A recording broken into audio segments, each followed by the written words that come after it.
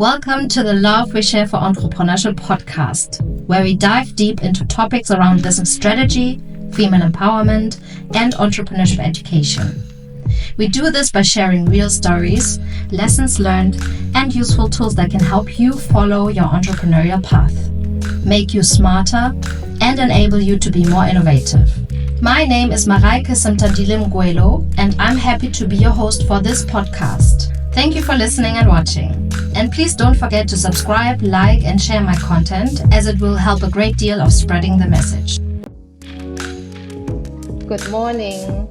Good morning. We are coming. Good morning. Hi. We're coming together, and I sent you already the playlist that we put together for fanpreneurs with your songs. So the ones that you mentioned, those that are your favorites, that you are listening when you want to hype yourself in the business that you're operating in, they're already on the playlist. So I just wanted to create this in order for people who are listening in to also hear your favorite music. Welcome back to the Love We Share for Entrepreneurship podcast. In this episode, we'll dive deeper in the textiles and clothing industry.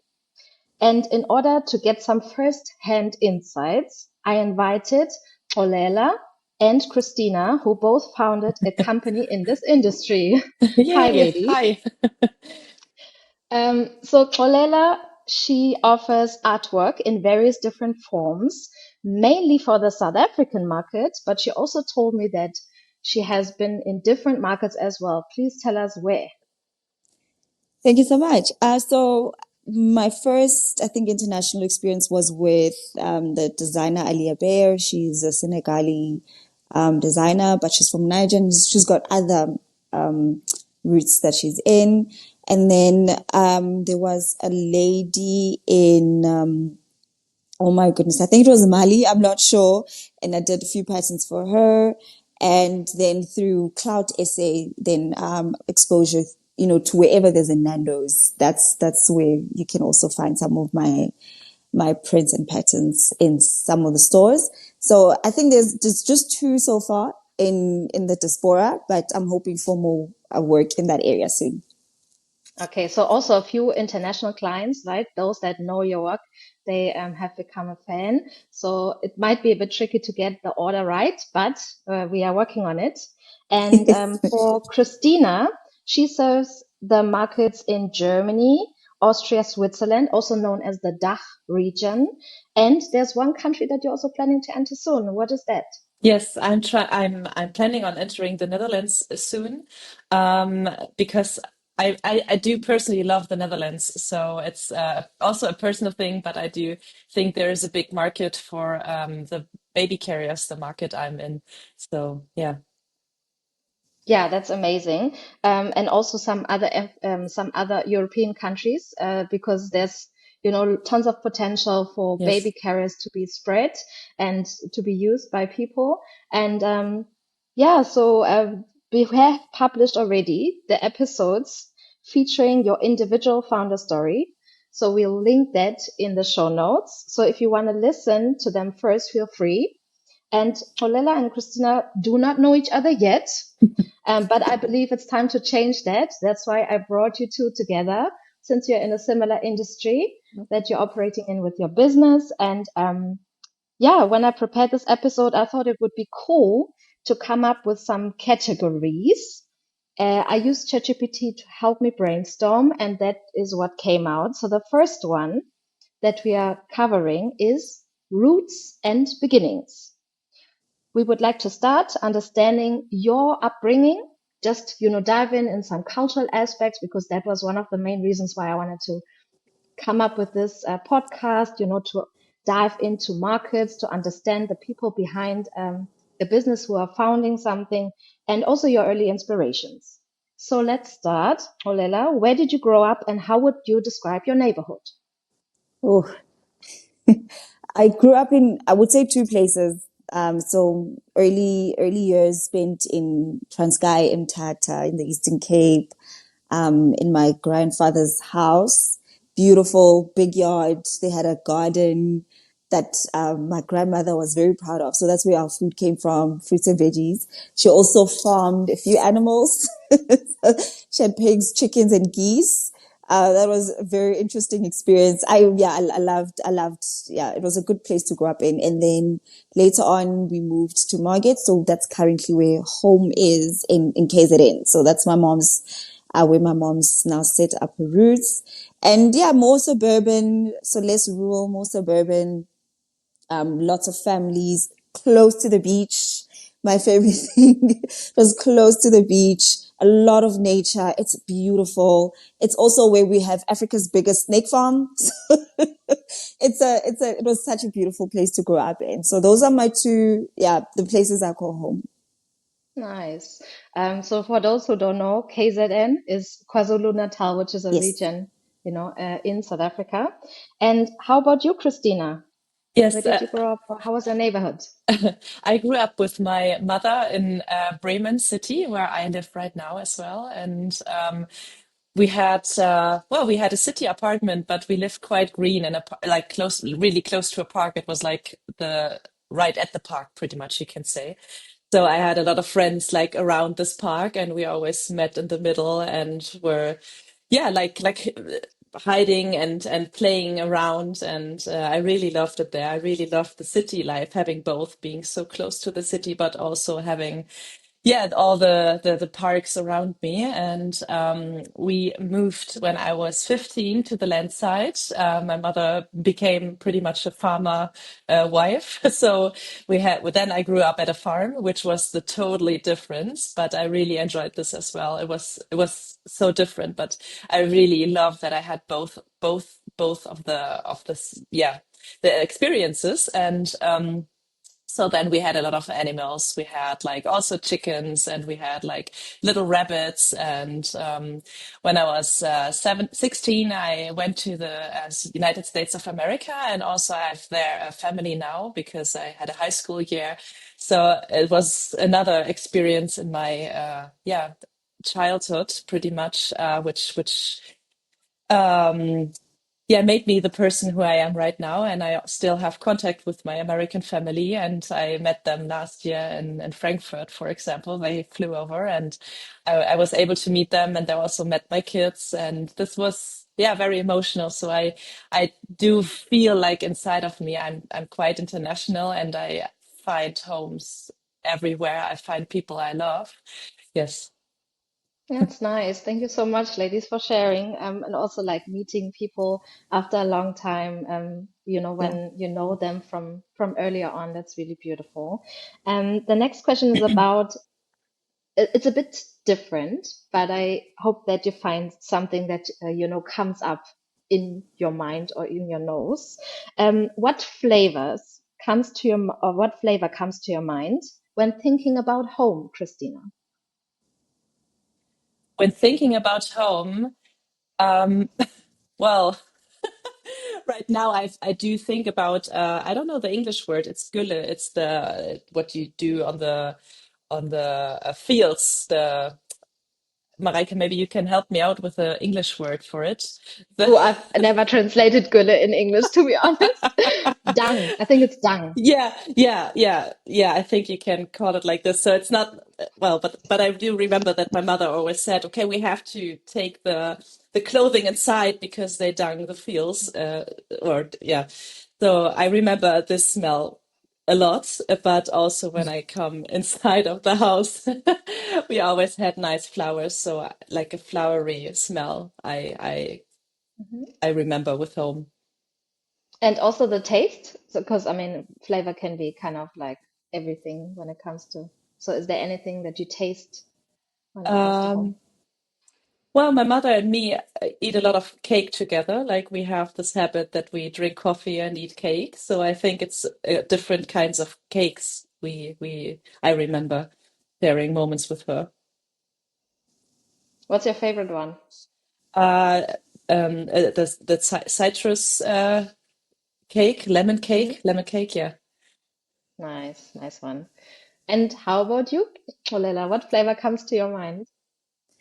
So I'm seeing a lot of parallels between me and Krystyna because when she said the smell of cow dung, I'm like, yeah, I know that. And interestingly, in the rural areas, they use cow dung on the floor, it helps like with temperature control. I think I can't really remember why, but once it's on the floor, it doesn't really smell that bad, so it goes away. So deep in the rules, they use it for that. But I think the first thing that comes to mind is definitely my mom's cooking. She's an excellent cook, and it's just homey meals, and there's always oh man, she's a great cook, great baker as well. I've attempted a few of her recipes and I've messed them up. But I think, Ah, yeah, but I see you and WhatsApp and all your cooking. You're sharing so many stories about that. I tried. Like my WhatsApp is my personal YouTube channel. So, yeah, That's awesome. That's yeah. awesome. So she And makes what's a your, great. yeah, Mhm. what's your favorite, like the baking that she makes? Oh, she's like her scones. Oh, I love scones. So I'm not sure how you guys pronounce them, scones or scones, but yeah, South Africans and scones. She makes great scones, great cookies. Her chicken stew is top tier. And sampan beans, umngqusho. I think those are the traditional meals that she makes. 10 out of 10. Just really, really, yeah. I wish I could go home right now for that. Actually. Amazing. I will ask my husband to include one of the pictures of Musho so that Hmm. people can also see what this is because I don't know. I'm not sure if Christina is aware of No, what it is. no, I don't know, but it Okay. sounds so good. I like feel that I want to try it right now. Okay, so I'm also curious, like, how was your school life? Would you like to share a bit about that, Xolela? Whew. I think my school career was very dramatic in my eyes. When I look back now, I got bullied a lot when I was a young kid, but my mom was very good at affirming my confidence and, making sure that I had a healthy self-esteem. And I also had really good teachers who were also very affirming. So that kind of helped. I was a very aggressive child, very tomboyish, broke my arm. And then when I realized, okay, so one of my arms isn't set properly. And I thought at first, no, it's because the doctors didn't put back properly. And it actually, I remember that I used to hit the boys who used to bully me with my cast on. So, when I still had the cast on, and to defend myself, I'd use that as the weapon. So I was a very rough child, damaged shoes, but very artistic as well. I think I grew up in a very encouraging environment as well. So the adults around me were very supportive, very affirming.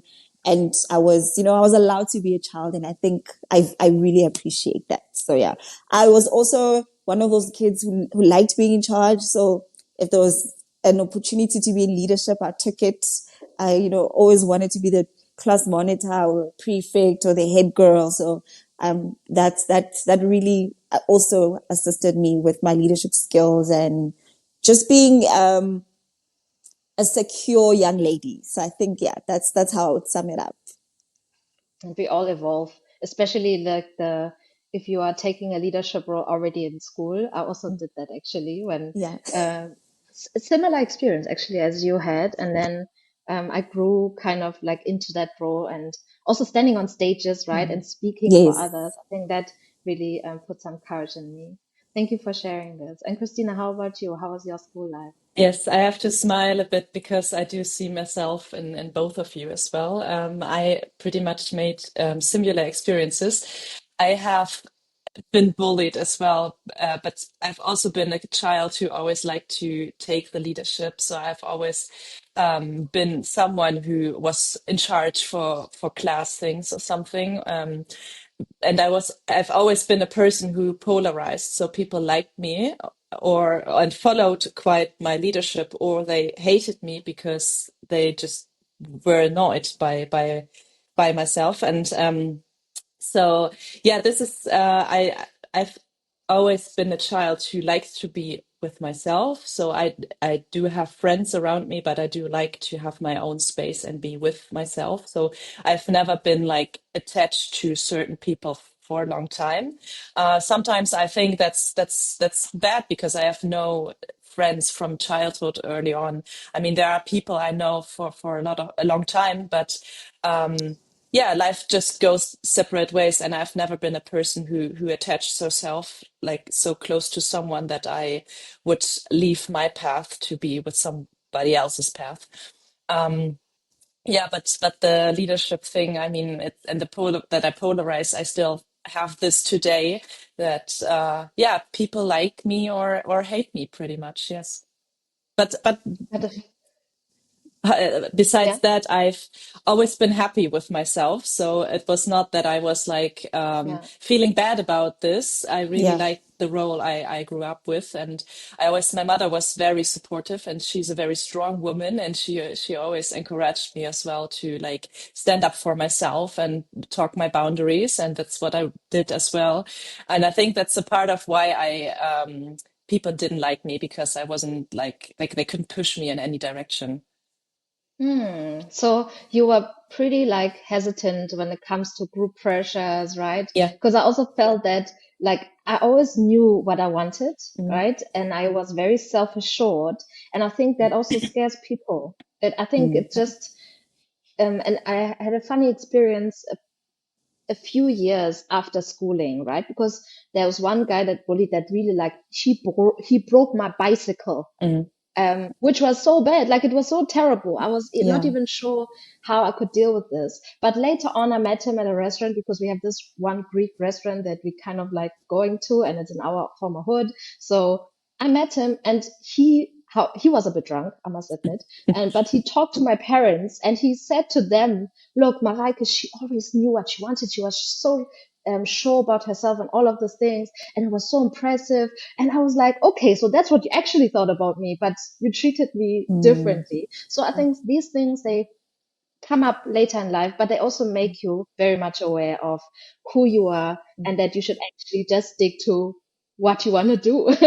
So thank you so 100%. much. Like, yes. um, one chapter in my book, right, that has the same title as this podcast, I wrote about the role of teachers in a child's life.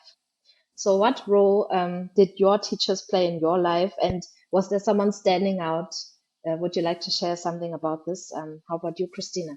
Yes. I've had a lot of very cool teachers around me who were very supportive. And I mean, there have been other ones as well, but I remember one teacher. He was not pretty much my teacher, but he was in charge of all the older students.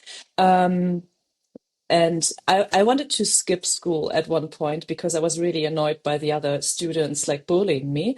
So I said, okay, I just gonna stop here, and do something else, maybe start work somewhere or something. And it was the last year before the final exams, and he said, Krystyna, remember what you can do. Is it really worth it?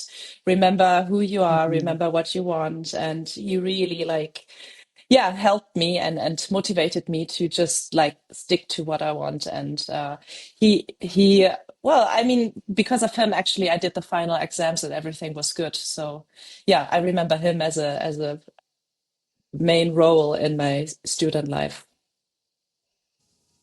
Yeah, we need people like him. Yeah. And how about you, Emeli? Absolutely. I definitely had a lot of excellent teachers who really showed me just things maybe that I didn't see myself that in later on in life were, impactful. I think from the teachers I can remember from grade 2 all the way up to matric.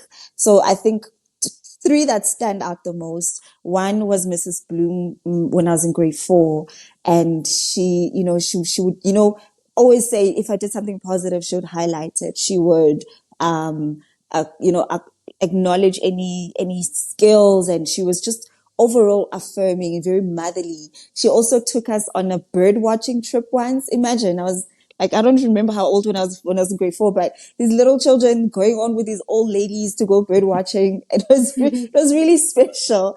But she's just one of a strong voice. Even her own personality, like it still rings out in my life. She was a very strong, very bold woman, and doesn't take nonsense. And I think I've always been surrounded by women who are strong, gentle, but also very firm. And that was one. Then I can remember another teacher where there was a boy I liked, and she heard that he liked me. She was like, "You're gonna stay away from that boy. He's not good for you." Oh, wow. So So your teachers actually gave you like dating advice? oh yeah, she was like, Oh, "Not him. Get away from that boy." And then also in primary school, Mr. Naidu, he was the one who really encouraged me with public speaking, and he would give us so many tips and tricks. And I think the one trick I still use even today is if you're nervous and you're speaking in front of a crowd and you still need to make eye contact, you look at everybody's head at the top of their head, and it looks like you're looking at whoever's behind them. So just as until you're comfortable at looking people in the eye. Even today, I still have a problem with eye contact, but that trip helps. And then high school, I think my English and my Afrikaans teachers were excellent. Just phenomenal people, and they made me fall in love with language and and poetry, and just so that I owe to them. They made me really love those subjects, and I still appreciate them to this day. So I started writing poetry at some point, my teachers. So yeah, I hmm. owe a lot to them. I didn't even know Nice. this about you. That's awesome. Yeah, sometimes we just need to, remember the good and the bad Mm. times, obviously, and just see how we were raised, but also like how, the influence of school and Yeah. teachers and all these experiences make us who we are today.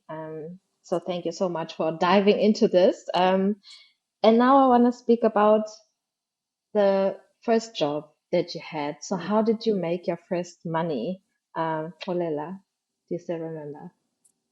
My first job was an internship, but that wasn't paid. But it was such an excellent experience. A, a friend of my mother's from varsity or college, I can't remember which varsity or college, she took me under her wing, and I worked with her at South Coast Tourism. It was such an excellent learning curve, and I learned so much from her. Love her to bits. But my actual first paying job was terrible. My mom actually said then I must quit afterwards. I still have the scar from it. I worked at a laundromat. I worked I worked at a laundromat during the holidays, and it paid like 6 rand per hour, Oh, and it was a lot of work. It was hard work, but I don't mind hard work. six rand. 6 rand an hour. It was terrible. And then after a while, and I came back with the burn, and like it was a bigger scar. I burned myself on those industrial irons, when they press the linen, and my mom was like, "No, that's it. I don't care if you need money or whatever. You're not going back there." That That was my sounds first really, paying really job. awful. That Yeah. sounds awful. And Yeah. 6 rand, like it's so it's currently close to 20 rand, for 1 euro. So how Yeah. that's how you can, translate it, Christina. Mm. So just to give you context, that's hectic. And Yeah. how about you, Christina? How was your first job? How did you My make your first money? I started early to like, I always wanted to earn money to be like free in my decisions what I buy, not depending on my mother. So I started my first job actually walking dogs or watching babysitting other kids. And later on, I worked in a pizza place. I was like delivering pizzas, and I still have it today that I like to do different kinds of job, even though I know what I do now is my essence and the vision I have. But I do like to like look here and there, like work at the weekend at a festival and at a bar or something like this. One time I was working at like a really huge online marketing festival because I really love to like make experiences and see how different kinds of jobs work and understand the patterns behind it. But yeah, the pizza place, which is, well, actually, I consider my first like real job because I stayed at the same place for a few years. It was fun. I mean, it was a typical student job, and it was like meeting people, finding friends, and going out after the shift was over. We like went somewhere to dance after and have some drinks, and I really liked this place. Yeah, but it was not like a serious job. It's like a student thing, kind of. Yeah. Yeah, but that's how we start, right? Yeah. Yeah. So, and if there was one dream client for Van Lauersdorf, what would that like? Who would that client be? A Do dream you know? client. Yeah. Well, my dream client is like a princess who just had a baby, and yeah, I think that's my dream client, to have like a princess from England or somewhere who would like to carry her child in my carrier, because well, it's the royalty is something which is in my like, I don't want to say my marketing, but it's what my carriers are made for. So they are very elegant, and I really like this kind of like royalty thing. So it would be an honor for me when a royal person decides to carry their child in my carrier, because I think it fits their needs. Also for like every other mother who likes like elegant design and wants to have their baby secured on their body. But this would be my dream client and customer. Okay. Yeah. So let's just, research some princesses and try and find a contact and Yeah. then Yes. send them this episode, right? Yes. Okay, we're gonna do that. And Xolela, for who would you like to design a custom-made dress one day? Ooh, wow. That is actually, I don't know why this took me by surprise. I've never really thought about it that I want this particular person to wear my stuff. But if I had to choose, I don't, okay, here's I think because I have such a vast, like a very target audience, it's hard to pick one. But for me, it's anyone who the item means a lot to. So it's not just a print, but it really speaks to them, and they can relate to whatever the message was. And it's something that they hold dear to them. I think, yeah. Oh man. But I can't, yeah, I think that would be the general answer. But if I had to pick like a big client, um, I would say someone, oh no, I think I'm going to leave it there. I don't know. No, but corporate clients are also good. We need more Yes. corporate clients Okay. sometimes. Okay. Okay. Let me think of okay. I do have favorite brands. Okay. I think number one, the fact that Nando's already, well, through Cloud SA, that's the first one because I love the brand. I love what they do for artists. I love, what they do for the creative industry. So that's definitely a tick in the box. I absolutely love, I'm trying to think of brands that I follow and I'm so impressed with. Um, there's an interior designer. I just don't remember her name, and she does amazing work. So I'd really love to do stuff for her. And I think, oh my gosh, I know now. I know who. Mm. If Miss Universe, well, she's Miss Universe in 2019, Azozibini Tunzi got to wear my stuff, listen, you Mhm. couldn't tell me anything. Couldn't Yeah, tell me right? anything. Or she, do an artwork for her home or, a rag, whatever it would be. Yeah, because she such embodies, being a South African so well. And I think that's who I would love, in my stuff and owning my stuff. Nice. When I work with business owners, sometimes, like I tell them, try and visualize it as much as possible. Do you guys believe in visualization? Yes. Okay. So maybe I think I'm something, gonna I'm to gonna think try about. that now. I don't think I've been doing it enough. So this was Ah, the prompt I needed to start doing that. yeah, good idea. Okay, so this is basically the dive in that we wanted to do. Yeah. I'm so happy that I got to learn so much more about you that I didn't know yet. And the next category is Mareike, can breaking. can I can Yeah. I add something to my answer, because when I Oh, heard okay. Yes, something Xolela, came up. yes, something came up, and I would love to share it. When Xolela was talking about her visions and Yeah. her clients, I have something in my heart which is like I'm working for. It's not that my customer is a princess. Well, also this, but my dream customer I have in my heart that I would love to work with a big company to collaborate, like maybe a car brand like Porsche or um, Ooh. Hermes or Louis Vuitton, Chanel, like doing a collaboration carrier with one of those brands. So it's not like one customer, but a company I would like to collaborate with, and this is something I have on my vision board. This is I work for that as well, and this Brand collaborations. yes, Yeah, sometimes that Yeah. definitely also helps to have a much larger reach that you could not easily achieve, yeah. when you're just using your own channels. So I wish you good luck for, achieving and reaching these people.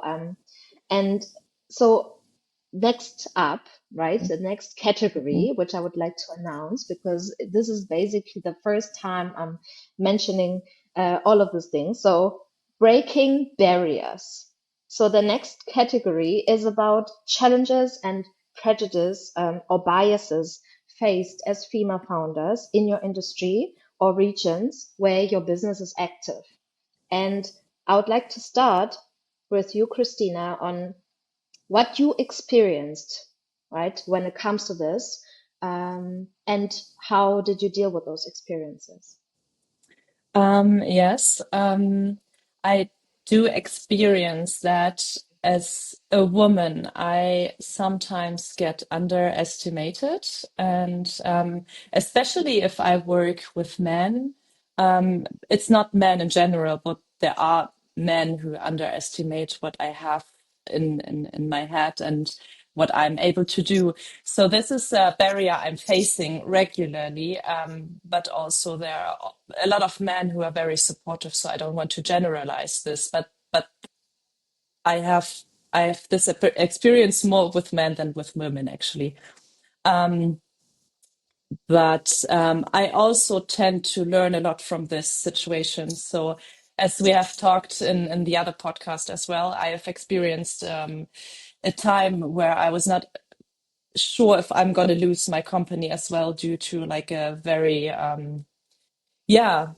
bad partnership kind of thing. So I had to find my way through this, which was like a huge impact on how I do work today, and it really made me grow out of this experience. So also I learned that if I have this vision and I have that idea, I just have to go with it. I don't have to see the end or how it will turn out. I just have to walk the way and see what comes up. Like having the trust in the process, and yeah, you don't have to know how it will turn out, but just go for it if you want to like reach something.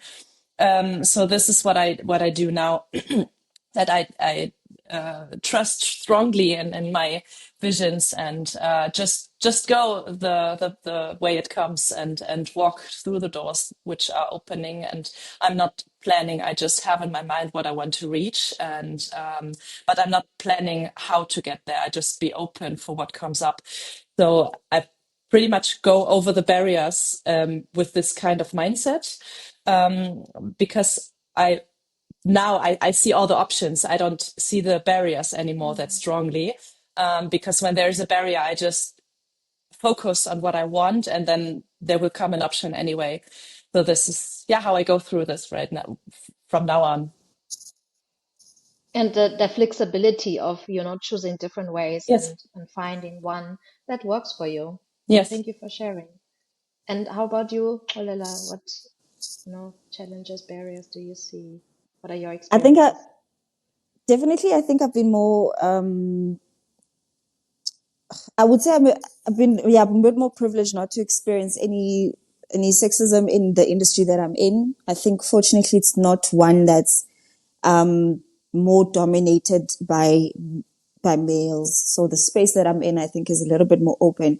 And I think the virtue of creatives is that they are a little bit more open-minded than everybody else. And then the issue might come perhaps with a funder or someone who has that prejudice. So the the the barriers I think I've experienced have definitely been more with in terms of people taking what you do seriously instead. So if they look at your work, but if okay, let me context it in this way.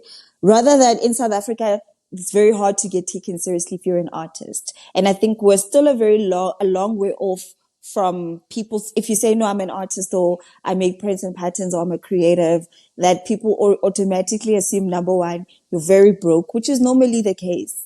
And that's because we don't know how to value our artwork. We don't know how to, the industry isn't fair to artists in a lot of ways. So you have to be at the very top of your game. You have to be the very best at what you do, and you have to be famous to some extent for you to be taken seriously for what you do. And I think that's where the challenge is that if you say, no, I'm in the creative space, people are like, oh, okay, it's a hobby. No one thinks of it as a career.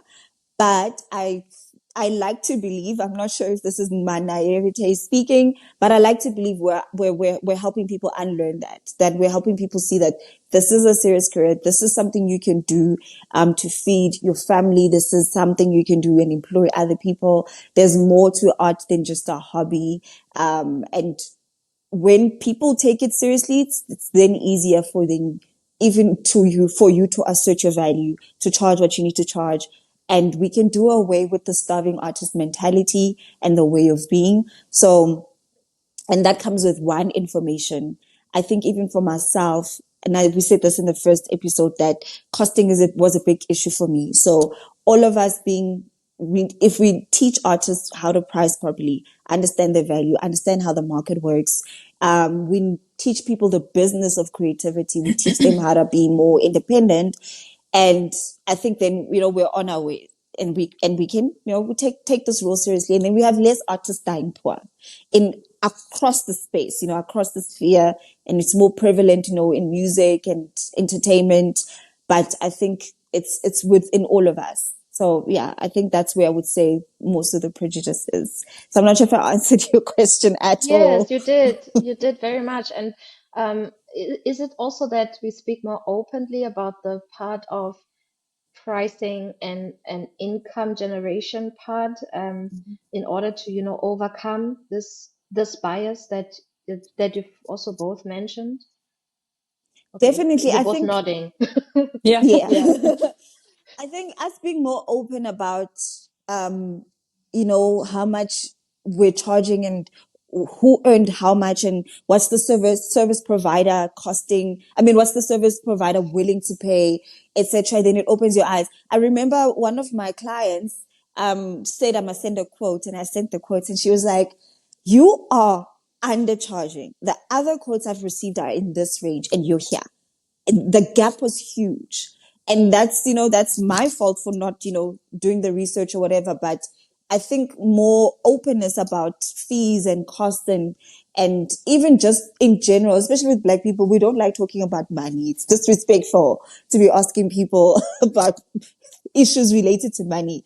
But that openness really helps, us understand where the industry is and who's getting paid how much and how much you actually should be getting paid for specific services. So, and I think even the internet has been a great help for most of us, because when we see other artists across the world, we hear podcasts, we see TV shows, we see YouTube, whatever it is, we then learn, oh, okay, this is how it is in this industry, this is how it is worldwide, and this is how I should be um, positioning myself as well, so that you don't get extorted in the space, because someone will take you for a ride if you're not awake.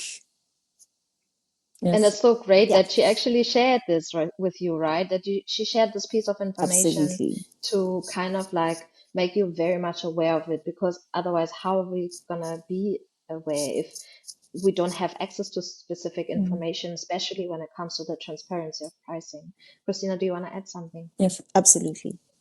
Yes, I just noticed that in the baby carrier industry, there are, it is similar that a lot of carriers are, well, I think actually too cheap for it's not calculated the right way. So I know that the brands are not earning enough to like live from it. And there are even bigger brands which still have side jobs. So it's the same thing. They're undervaluing themselves and their work.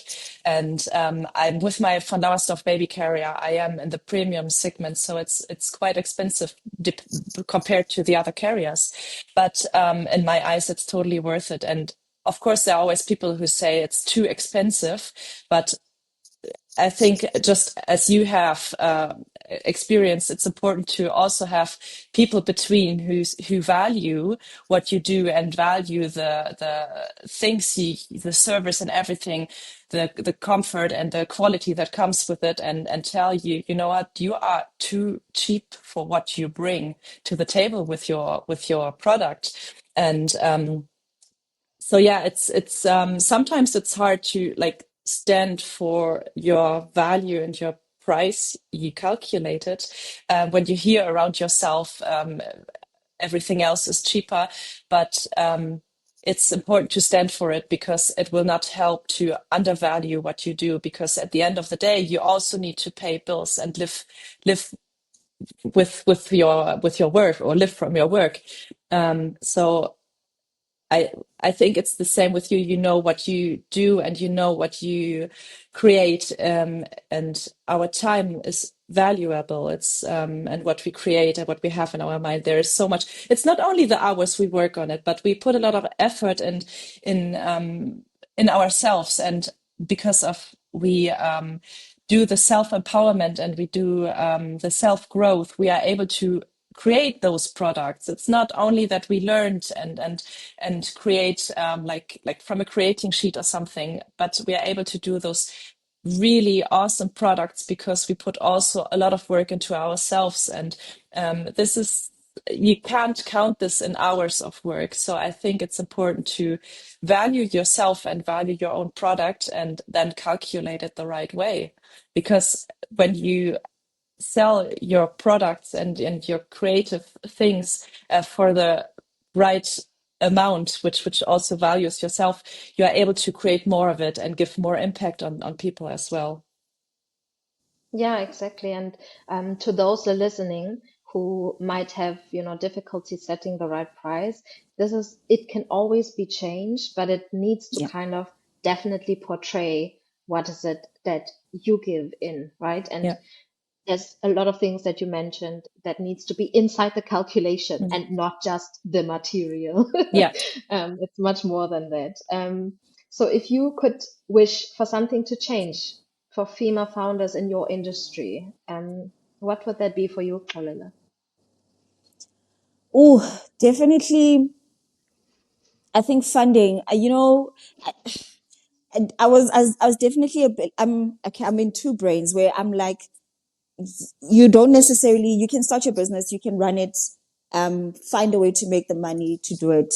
And then also in another space where I'm like, so many people would be so further along if they had resources, and money is a big part of that. So I think, especially if you look at the context of South Africa, you look at the economic state of the country, and especially where women are in that scope, make it easier for women creators to access markets, make it easier for them to make products, get into the different industries. And so that is, and I think when you can, this past week, 2 weeks ago, I met a couple of women through COJ, through the City of Johannesburg. They put us in a trade show, and I learned so much from them in the space of 3 days. Things that I didn't even know were options for me and my patterns and what my products and services. But the testimony they had was around who enabled them to, to be where they are. So the different incubator programs that have launched them and what benefits they've gotten from them and how someone actually paying for them to be at that trade show made such a huge difference in their business. So things like that, just access and resources to be able to be in the marketplace and play, because I think for me, especially, okay, I'm sorry, I'm rambling again, but let me get to my point. When you remove the stress of money from especially a creator and an artist, it's so much easier then to focus on then the creating part of it and running the business, etc. Because then you're not just chasing a check. You're creating with purpose. You're creating at the quality and at the level that you want to create at.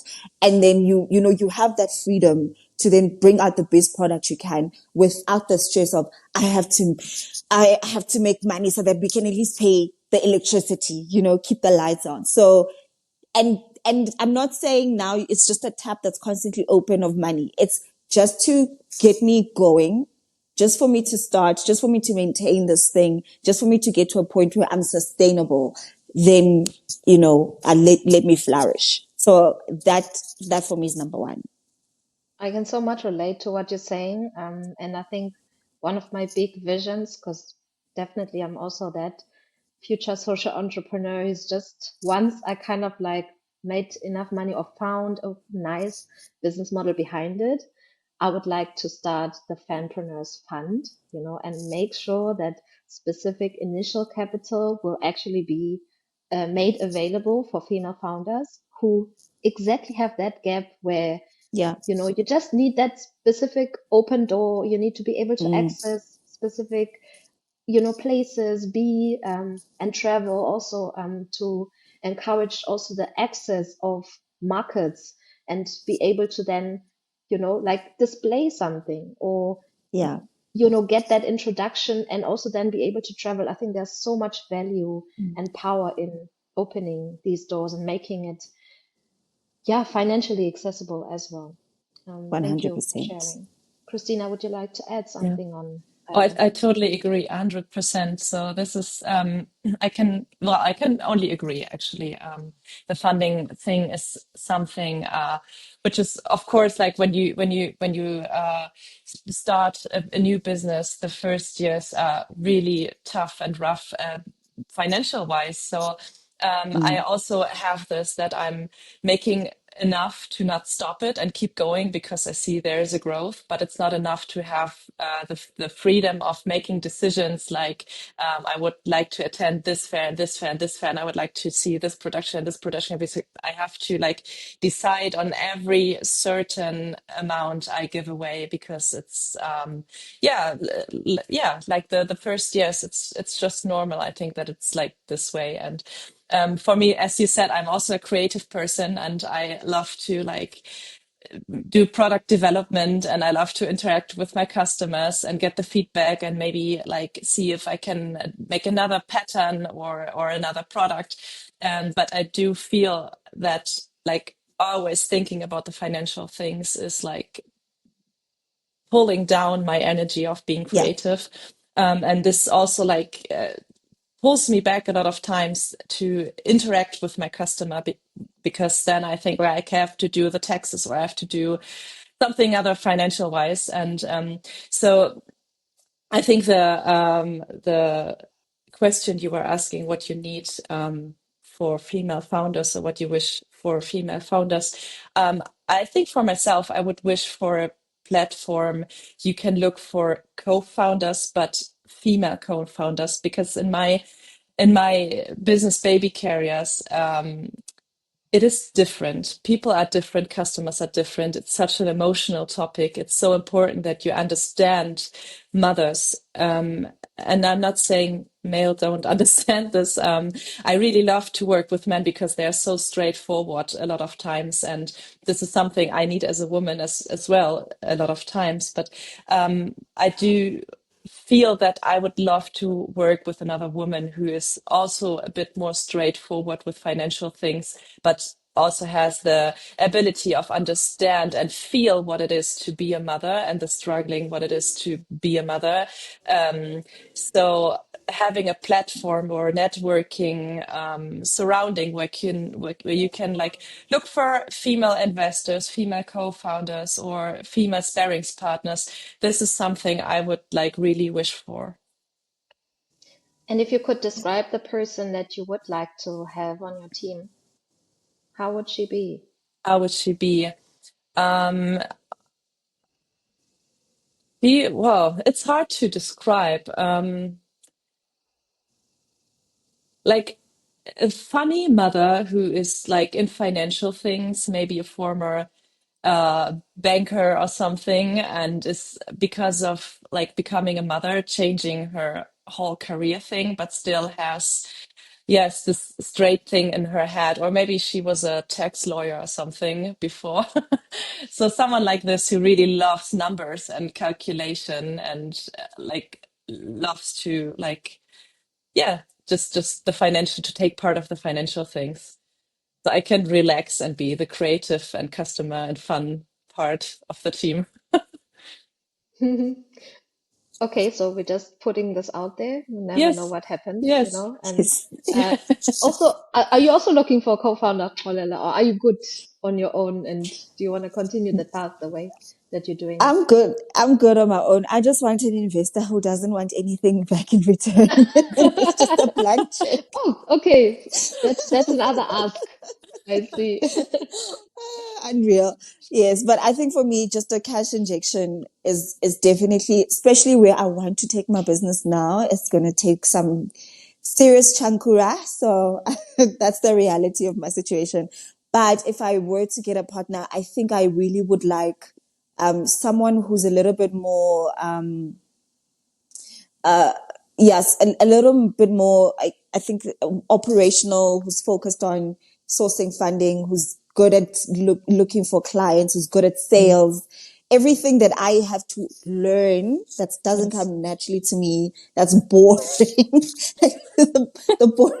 The boring parts that are absolutely necessary for the business. If I could find someone who's like, yeah, I'll do that. Go make some pretty stuff. I've got this. That's my fairy tale, that right there.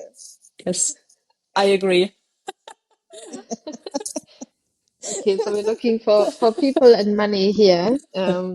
Yeah, thanks, ladies. And the next category that I would like to move to is called Industry Insider. And I would like to provide some insights in the industry you are shaping in your very own ways. Um, and at this stage, I also want to just quickly share what I researched, about the textiles and clothing industry, because there's not a lot that I knew about it. And so I also, because I'm a very curious person, I just wanted to dive a bit deeper. And what I found out is that it has actually ancient origins. So the textiles industry dates back thousands of years, and there's evidence of woven fabrics, and that has been found in ancient Egypt, in China, and Peru, showcasing the long-standing human tradition of textiles. We also know, I mean, that's what probably a lot of people think about when they're listening, is Bangladesh growth. So a country that is probably in people's minds when it comes to the textile production. And in Bangladesh, which has become a significant player in this industry, particularly in the garment manufacturing, because of low production costs. It attracts international brands, those that are very big and wanna, like just benefit from low production costs.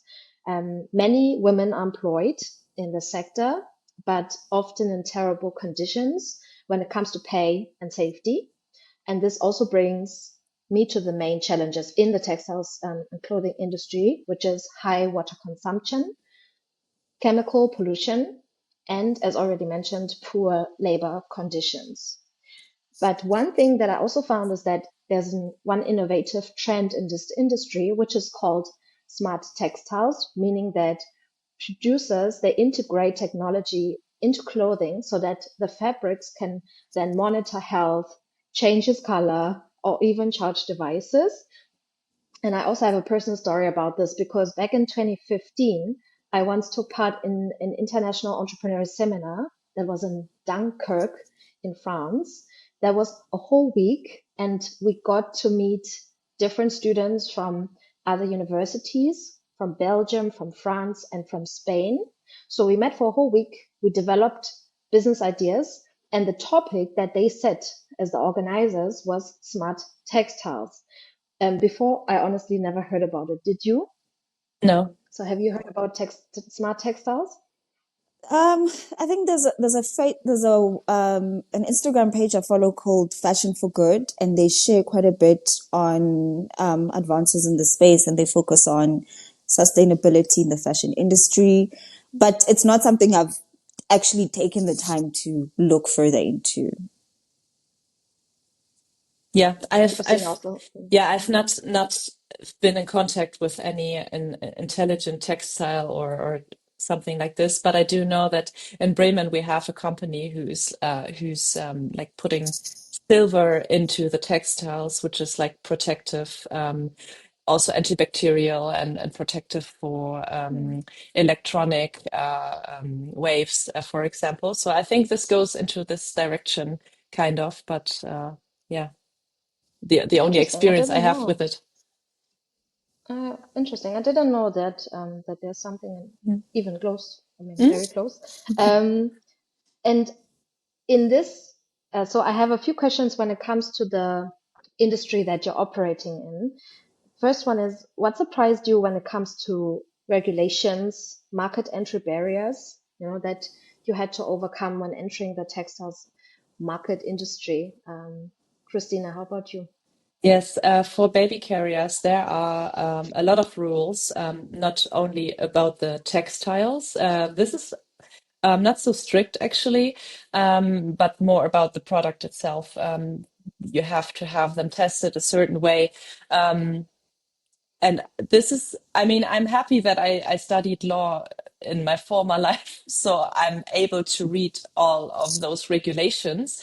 It's very hard, I think. So in Germany, for example, you only have to like make sure that your products are based on the regulations, but you don't have to have them tested.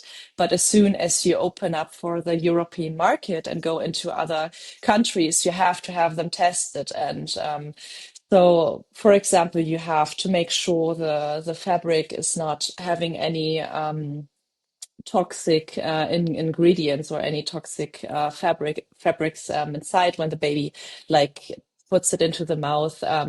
Certain strings have to have a maximum length of 22 centimeters because over 22 centimeters, like the baby is able to like, well, pretty much strangulate itself.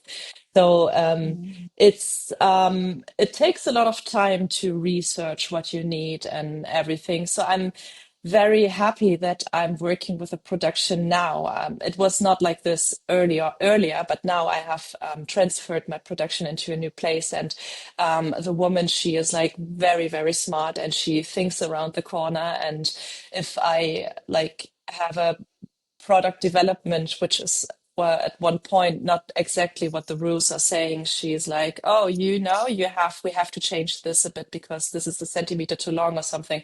So I'm really happy I have her with me in this whole process as well because I know like you are not always able to do it all by yourself. You have to find the right people also in the production. You have to just make sure you have the right people with you who also watch the rules and are experts for their things. So the waving company we are working with, I know they know the rules about like toxic fabrics, so they make sure it's nothing inside. They make sure they have the testing their fabrics. It can show me the certificates, for example. I cannot control every step of it, but like finding people who control their step of production and being able to show me the result is important in this whole thing.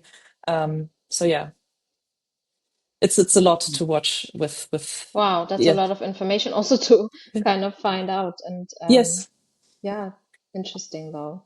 And Xolela, what are the market barriers or entry regulations that you came across? So I think the most recently it was learned about if you want to get into specific stores or if you want to export to certain countries, especially in particular, like you said, Krystyna, Germany and Europe in general, they're very strict on what material is being used. So if this is polyester, they can't take it. Just that, like certain things when it comes to materials and what's being used, even with the wood, is the wood treated and things like that. So that was an eye opener. I know that some store owners or clients are very specific on they want natural fibers, but then that comes with its own complications because then you need to make sure that if you're dyeing the natural fibers, you have to use a specific dye because then you don't want it to bleed. Those things come into play. But I think it's not necessarily a barrier to entry. It's more of a risk you're running. And unfortunately, we experienced this with Aliyah, where we got someone who stole the print and is now selling it to other designers. So, and she doesn't have the financial resources to now, sue them for that. So the copyright element of it, unfortunately, is a risk we have to take. And there's only so much you can do. And it's really heartbreaking. You work on something, it's so meaningful to you, and someone steals that work and they mass produce it and they sell it at a ridiculous, that just is, is an honest, and there's really very, very little we can do to stop that. So I think that's just the one risk that we have. But I think for me, I still have a lot to learn in the space that I'm in. But I'm very glad that a lesson that I learned the hard way is contracts. Whether you are working with friends, or with a big corporate, doesn't matter. Have a contract, be very, very clear, because it's so easy for people to take advantage of you. You just have to have things in writing, have an agreement, and so that you're not being exploited in that space. So as a creative, please be on that. If especially working with friends and people acquaintances. Do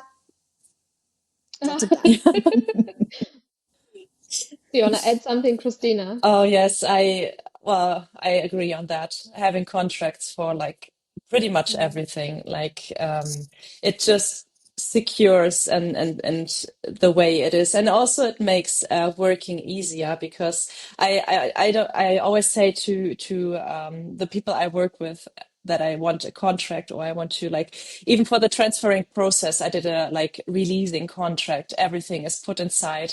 What patterns can he use for other clients, and what happens when he is not following the contract. I just tell them it's not because I want to be mean or I want to sue you. It's just we both know what we agreed on. It's written down. You can always read on it. You don't have to remember. I don't have to remember. We can always look at it, and we have a safe mind about it, and we know our place, what yeah, this work is about. And so it's not about like trying to overgo people. I think that's something people always think when you come up with, I want to make a contract. People tend to think that you want to take something from them, but it's more like that you want to have it in a safe place that we can all relax on the work we do and have it written down and it's clear what we are talking about. It's not that I want to like take something from people, but this yeah, people tend to understand this in the wrong place. I don't know what your experience is about this, Xolela, when you come up with a contract thing, that people tend to get offended a bit about it. Um, I think it is a bit of an uncomfortable conversation, but you've got to have it. And then, even when it comes to now, let's say you agree that this is the scope. And then if the client says, actually, can you have to have a clause, that states that if I'm going above and beyond, I'm going to have to charge you more. And that's an uncomfortable discussion. Or, so you eventually just get used to it and then people just have to go along. But for yourself, have that awkward moment, but you have to protect yourself. You have to do Yes. it. And Yeah, I agree what with else? Krystyna. And what else is there, that you can do in order to protect yourself? Because I do actually work with a lot of founders, and I always tell them that, look, it's a decision that you need to make, what you can actually protect about the work that you're doing, about your branding, about the copyrights, about the name of the Mm, business, and all of this. And I also figured that there is institutions, that support you with this. In Bremen specifically, it's called Innovi. There's people that have very large expertise on what can be protected and how much does it cost. In Germany specifically, I also know about a KMU funds that you can apply for, right? Where they give you credit for registering your brand mm, and for being financially supported in doing so. So there are opportunities. It just needs more clarity on where to find it, and then which path you actually want to go when it comes to this before something happens and then you have the impact. You feel the consequences of not, doing something and protecting something that can may possibly be protected. So it's definitely a business decision that needs to be made, but there are ways. So I just wanted to add that, Yes. so yeah. that the listeners can follow some of that advice. But thank you for sharing so much. And what's the obstacle that you still haven't figured out in your industry that you wanna, dive in deeper? How about you, Xolela?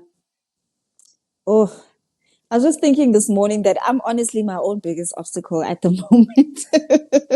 I, oh my word. I really think there's, there's, um, there's really so much that I can do with my art and the different applications there is. I just haven't done the legwork to actually see, oh, okay, I can go here, I can go here. This is would be more lucrative. So I really would like to overcome that and really take that leap of faith and pursue things that I think will be difficult or explore different industries other than what I know, because that's what the last 2 weeks have showed me is that it's so much bigger, and I'm playing in a very very small space when I could be, in a bit more. But honestly, again, it all comes back to capital again, because as much as I say I want to be able to, so if I say now I'm going to go into a store and I want to be able to sell at a little boutique, they're going to say, okay, can you give us 100 of your cushions? And do I have capital for 100 cushions? It's going to take a lot for me to be able to do that. So I want to get into a position where I can freely be able to go into those markets like how I want, because it is time consuming. It requires a lot more, especially if you want to do it in a quality way. Making cheap products, everybody can do that. But if you want it to be luxurious, you want it to be done properly, it costs a bit more. So I'm not sure if I answered your question probably again. I feel like I'm just rambling, but yeah, me and capital, those are the obstacles in my life currently. I think now I get what you mentioned, when you wrote me on WhatsApp, like, okay, how was the experience when it comes to the fair? Because you learned such a lot and you got so much input. So Yes. yeah, now I understand it better. And for you, Christina, what's the one obstacle that you would still like to overcome? Um, Well, it's also me, like understand myself in certain situations better, but also I would love to learn a lot more about fabrics. I mean, now I'm an expert in all the fabrics I do, and for me, it helps a lot to visit the production, which is in Turkey right now, the fabric, the waving company. And I enjoy being there, watching the waving process. And it gives you a whole new perspective and understanding on your own decisions. Like when I went there the last time, I brought up my ideas, and we have this toile de joie pattern, which is originally a printed pattern, and it comes from France. And we are the ones who are waving it, but it's like a very detailed pattern, so it's not easy to wave it because the more detailed it is, you have to have like thinner yarns, for example, and to understand what combination of yarns you need to have for certain patterns and outcomes is so important. So I would like to deep dive into this a lot more because it helps me creating patterns.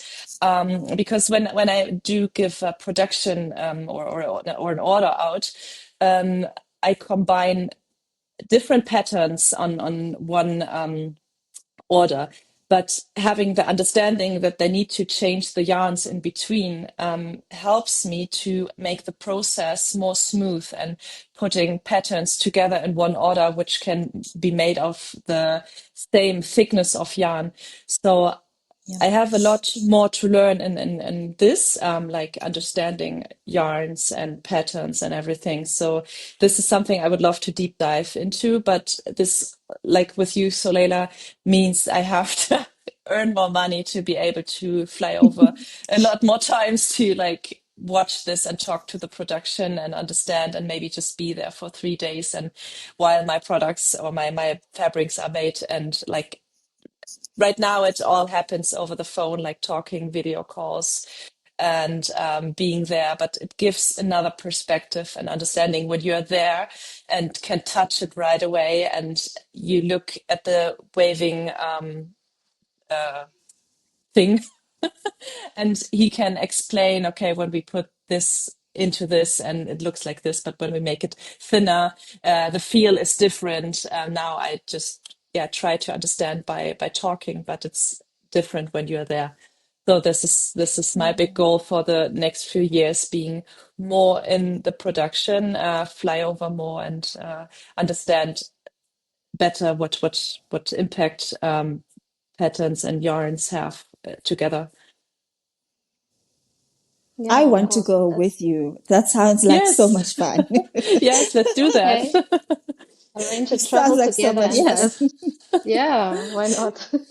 Um, quick break, and Yes. I need to ask my husband to bring me with the charger. Love, this is getting low because it's not on the Sorry, I'm gonna charger. take. Um, Yeah. and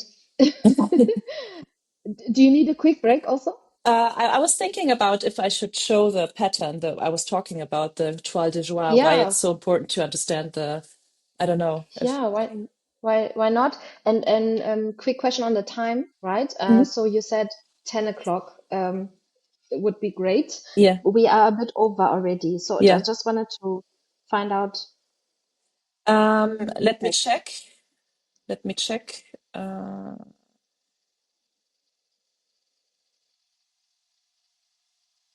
okay, yeah, I have to be at 10:30 for the visiting of the apartment. Bup, bup, bup. Mm, how long do you need to get there? I think around 5 minutes. Before? Yeah, I think I drive there around 5 minutes. Okay. So that means that you have to leave in 12 minutes? Yes. Okay. I'm gonna move to the next part now, right? So that we can kind of Yeah. finish it off.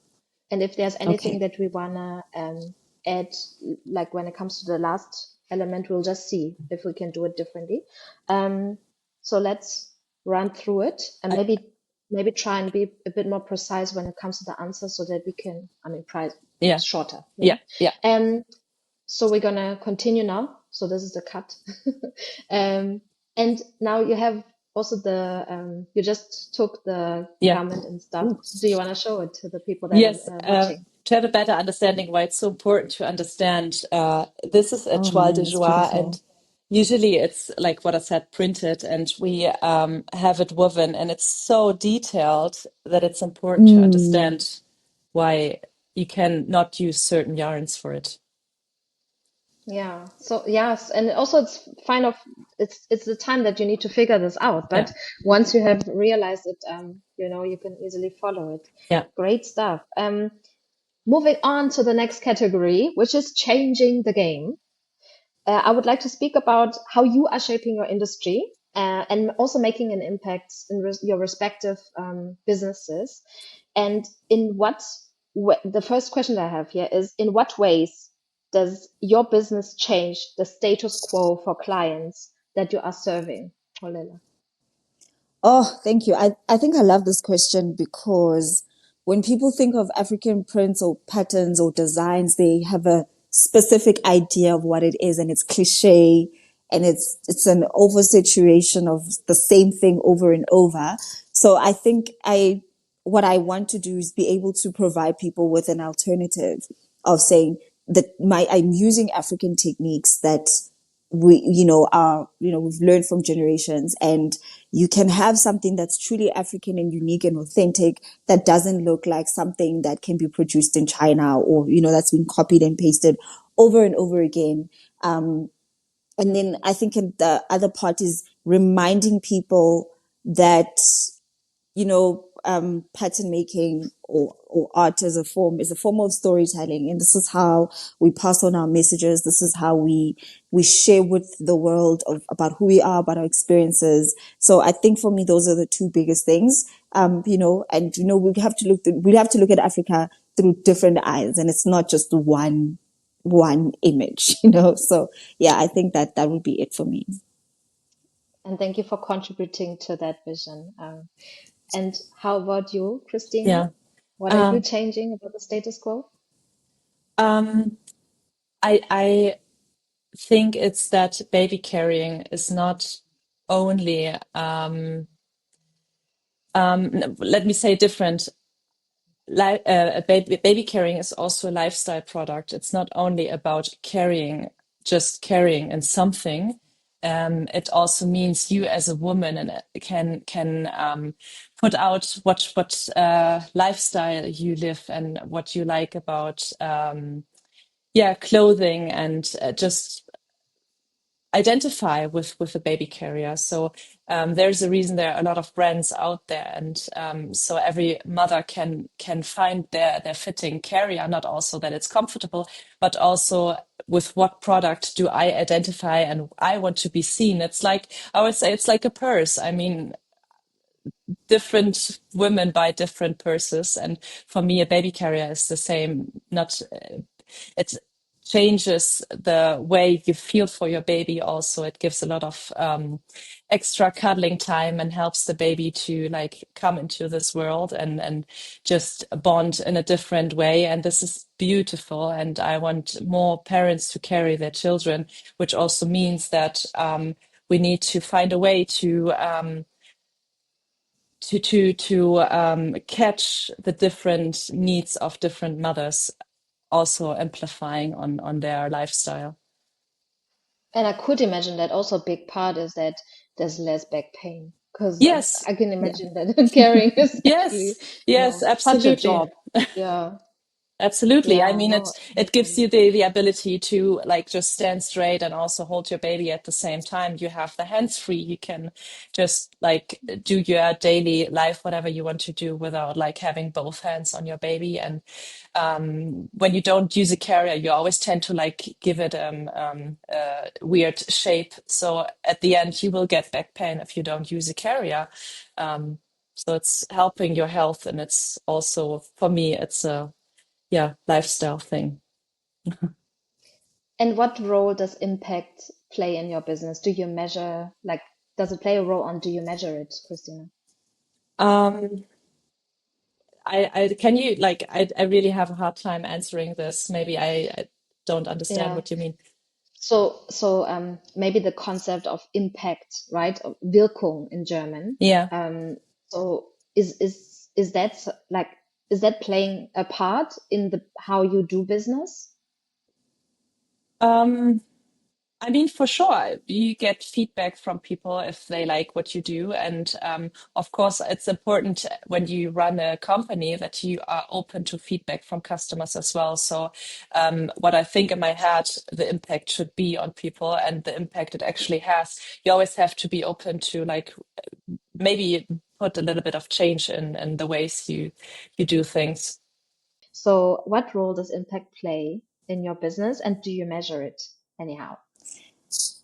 I think more like I'm going to answer like Krystyna did. I think we're the same in that it's more about the customer feedback, and I don't think I've been deliberate in the measurement of it. But I know that I do ask for feedback. But some of the things that matter to me when it comes to impact is, especially when you're working with someone who wants a custom print, and because they want to say something with the pattern, and being able to capture that properly, and they can use it in the way that they intended. And when they see it, it makes them feel proud, or whatever feeling it was that they were chasing. And if when I get to provide that, that's that for me is then I've done my job.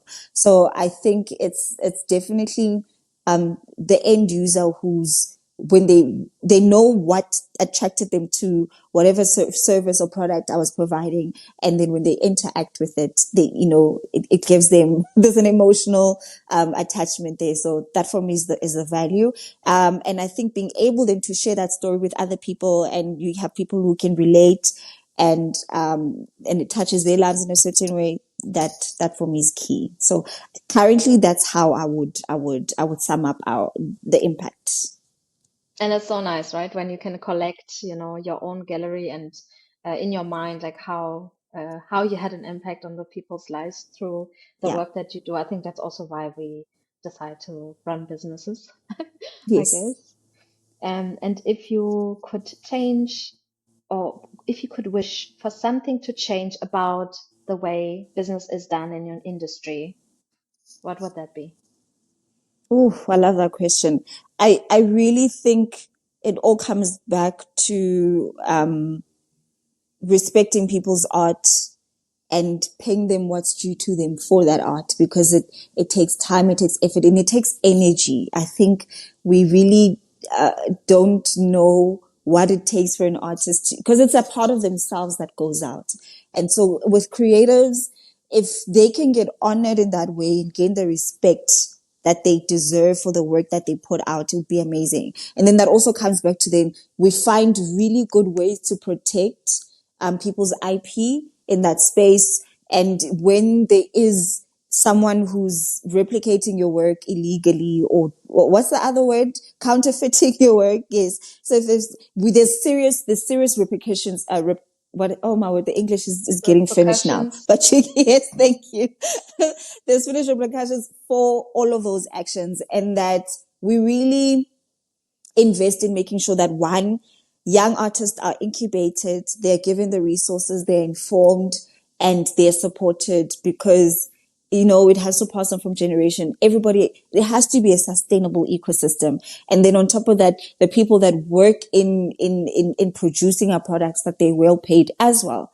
This thing of paying people peanuts who are making our products for us, I do not like. So I think we have to really stand up for people in this space. So I think for me, those are the things that I would definitely say. So, and I'm last point. If we can please avoid buying AI art, I'm sorry.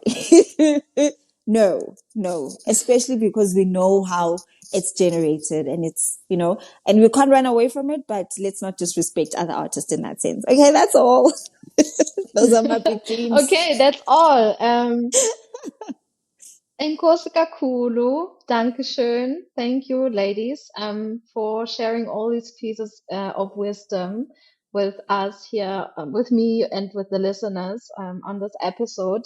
I am very happy for all the insights we could, put into almost 1.5 hours of recording. I really loved it. And if you also like the episode, give us a rating on the channels, where you're listening. Check out the show notes for the links to their socials. listen again, if you haven't, to the individual founder stories that are recorded with Xolela and with Krystyna.